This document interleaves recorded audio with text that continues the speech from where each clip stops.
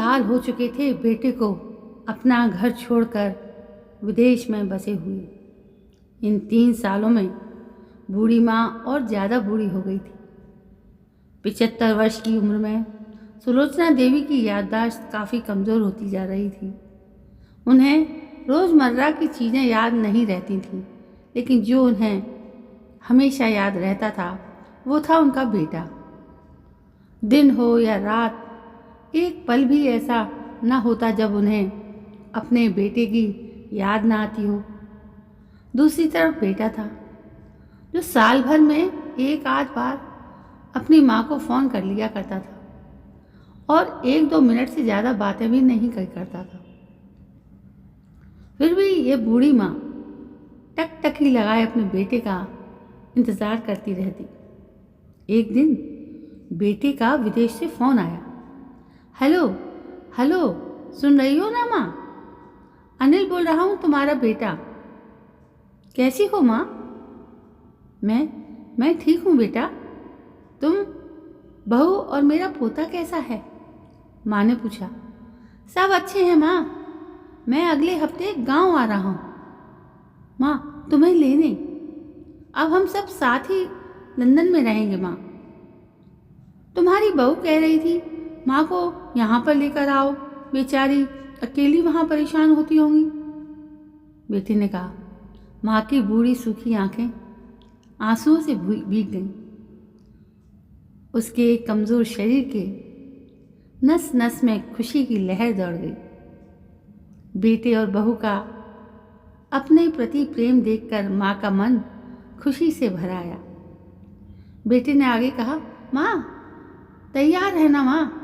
मुझे ज़्यादा दिन की छुट्टियाँ नहीं हैं, जिससे जितने पैसे लेने हैं लेकर रखना।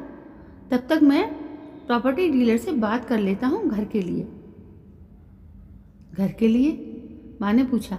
हाँ माँ, गांव का घर हमें बेच देना पड़ेगा। अब हम साथ में ही रहने वाले हैं ना, तो वहाँ पर घर रखने का कोई मतलब नहीं है माँ। बेटी ने कहा। बुढ़ापे की वजह से ठीक से चलने में असक्षम माँ ने पूरे मोहल्ले में घूम घूम कर अपनी इस खुशी का इजहार किया और सबको ये खुशखबरी सुनाई। सभी को खुशी हुई। सबको लगा माँ जी के आखिरी दिन अपने परिवार के साथ खुशी से बीत जाएंगे। घर वापस आकर माँ ने अपने घर के कोने कोने को ऐसे देखा जैसे वो अपने दूसरे बेटे को देख रही हो। देखें भी तो क्यों ना, उस घर को अपने बेटे से कम थोड़ा ही समझा था। अपने पति के साथ 40 साल यहीं तो बिताए थे, लेकिन अब मजबूर थी। बुढ़ापे के आखिरी साल बेटे और बहू के साथ बिताना चाहती थी। दिल पर पत्थर रखकर घर बेचने के लिए माँ तैयार हो गई। आनंद फानंद में बेटे ने घर को आधे दामों में बेच दिया। माँ ने ज़्यादा नहीं, लेकिन जिन चीज़ों से दिल लगा था उन चीज़ों को समेटा और बेटे के साथ टैक्सी में बैठकर एयरपोर्ट के लिए चली गई। एयरपोर्ट पर आकर बेटे ने माँ से कहा, माँ तुम यहाँ बेंच पर बैठो, मैं सामान और बोर्डिंग पास की जांच कराकर आता हूँ।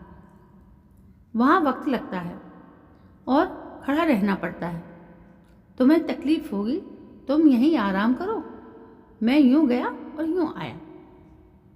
माँ बेंच पर बैठ गई और बेटा अंदर चला गया। काफ़ी समय हो गया, बेटा वापस नहीं लौटा। माँ सोचने लगी, ज़्यादा भीड़ होगी इसलिए देर लग रही होगी। अंधेरा होने को आया। अब तो लोगों की चहलकदमी भी कम होने लगी।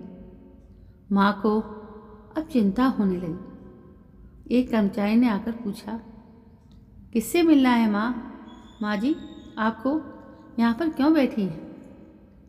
डरती हुई आवाज़ में सुलोचना देवी बोली, मेरा बेटा अंदर सामान की जांच कराने गया है। लंदन जा रहे हैं हम। क्या नाम है माँ जी आपके बेटे का? कर्मचारी ने पूछा। अनिल नाम है मेरे बेटे का। सुलोचना देवी ने बताया।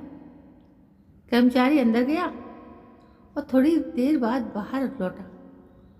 उसने सुलोचना देवी से कहा, माँ जी, लंदन जाने वाली फ्लाइट तो दोपहर में ही जा चुकी है और आपका बेटा भी उस फ्लाइट में बैठकर चला गया है।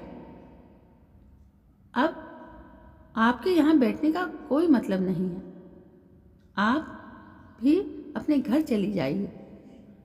क्या? जा चुका है और मैं घर जाऊं? घर? माँ की आंखों से आंसुओं के सैलाब उठने लगे। जैसे तैसे माँ घर पहुंची, जो अब उसका था ही नहीं, बिक चुका था। वो वहीं बरामदे में तुलसी के पास सो गई। घर के नए मालिक को उस पर दया आई तो एक कमरा किराए से उसको दे दिया। पेंशन के पैसों से खाना और किराए का बंदोबस्त हो जाता था। दिन बीतने लगे।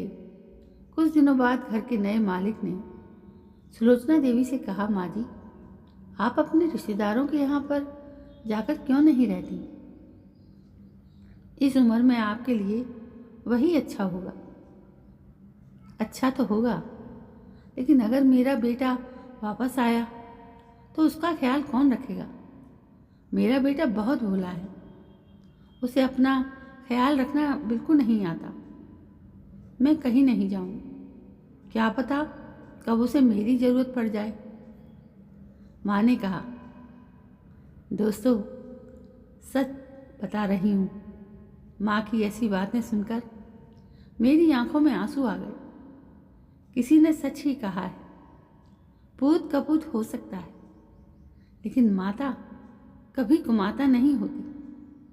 दोस्तों, आप सभी से हाथ जोड़कर विनती करती हूँ, अपने माता पिता की जितनी हो सके सेवा करना।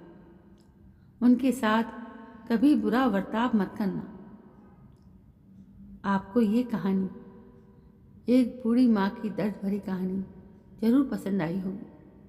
अगर कहानी पसंद आई हो तो इसे शेयर करना बिल्कुल ना भूलना। धन्यवाद दोस्तों।